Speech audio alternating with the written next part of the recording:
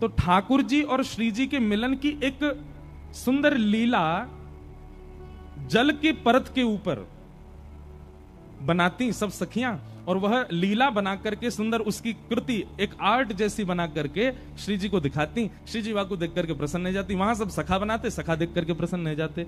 इस प्रकार सांझी उत्सव हुआ। फिर सांझी में और भी कथाएं आती हैं कि ठाकुर जी को पता चली कि श्री जी को सब सखियां सांझी बना के दिखाती हैं, तो एक दिन ठाकुर जी भी सखी बन के पहुंच गए, और सखी बन के गए, और श्री जी के मन में जो चल रहा था, श्री जी ने अपने मन में विचार कर रखो कि आज अगर शाम सुंदर मिलते तो उनसे ऐसे मिलती, उनसे वह कुंड पे मिलती, वह सरोवर पे मिलती, ऐसी पोशाक पहन के जाती, ये पूछती, ये बताती।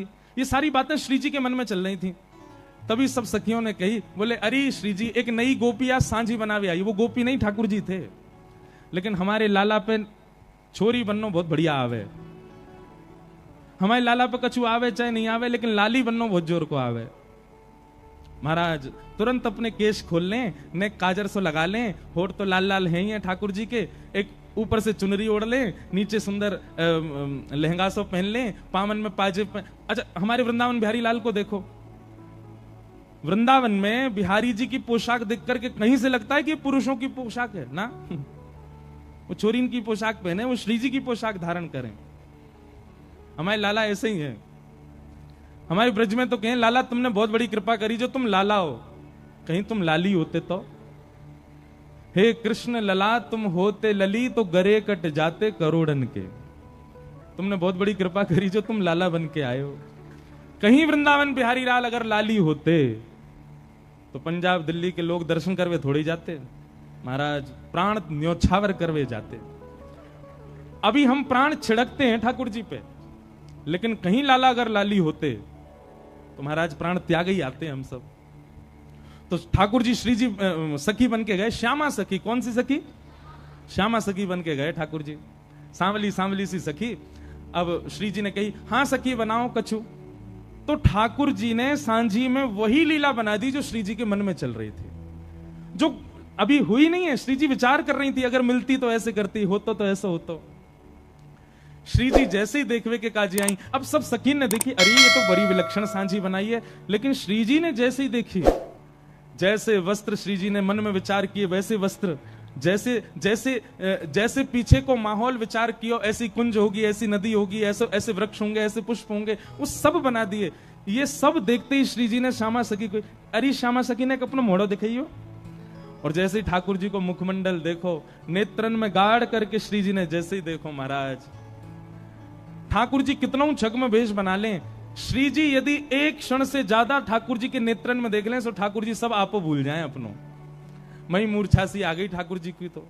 आहा, जब देखी वृषभानु जाहि विच उठी हूक, वंशी रह गई हाथ में फिर न लागी फूंक। इसीलिए हमारे वृंदावन में बहुत सारे कारण हैं। उनमें एक कारण यह भी है कि बिहारी जी में, राधा वल्लभ जी में, राधा रमन जी में श्री जी जो हैं वो घूंघट करके कायकू बैठी हैं।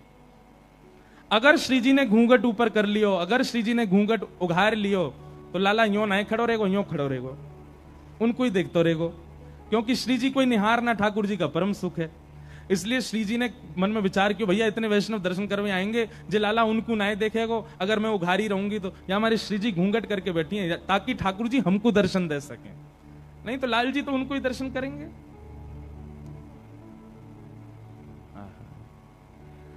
तो ऐसी सांझी, सांझी का मतलब चित्र के द्वारा श्री जी और प्रियतम के मिलन को सखियां बनाती हैं, क्योंकि इन 15 दिन ठाकुर जी का श्री जी का मिलन हो नहीं पाता श्राद्ध की वजह से, इसलिए सांझी उत्सव होता है।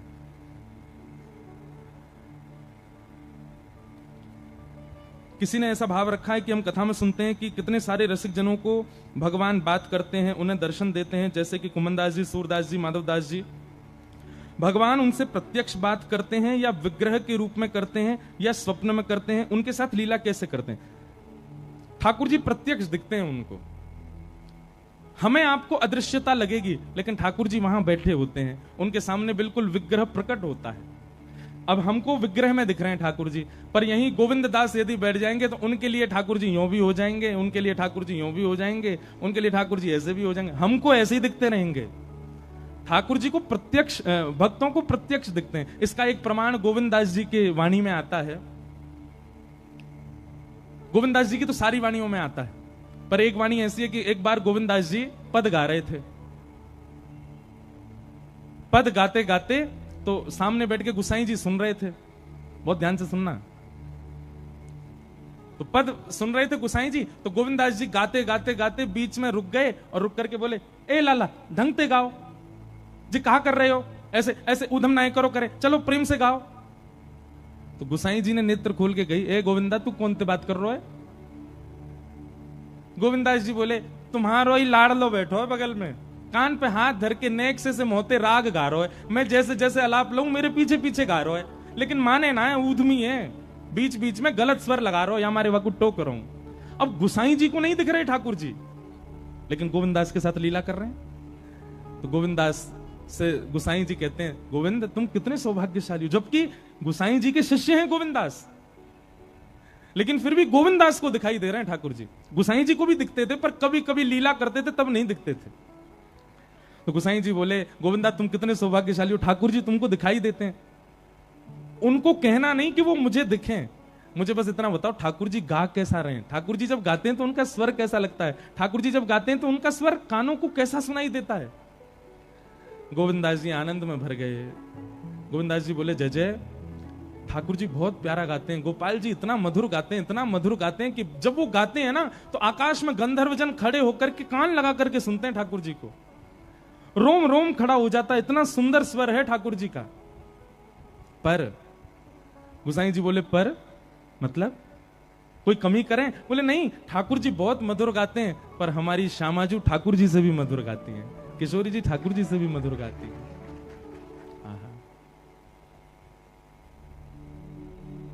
बड़े सुंदर सुंदर पद गाए हैं रसिक जनों ने, किशोरी जी गाती हैं तो ठाकुर जी बैठ करके वंशी बजाते हैं किशोरी जी के पीछे, जैसे सहायक संगीतकार होते हैं ना मुख्य गायक के साथ में, ऐसे ही जब ठाकुर जी गाते हैं तो किशोरी जी वीणा बजाती हैं और ठाकुर जी गाते हैं, लेकिन जब किशोरी जी गाती हैं तो ठाकुर जी वंशी बजाते हैं, ललिता जी मृदंग बजाती हैं, विशाखा जी करताल बजाती हैं और बाकी सब सखियां मिलकर के नृत्य करती हैं।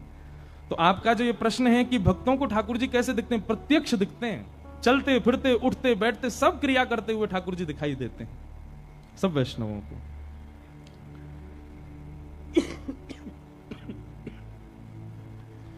फिर बाकी के प्रश्न बहुत बड़े बड़े हैं। एक ने तुलसी जी की महिमा पूछी है।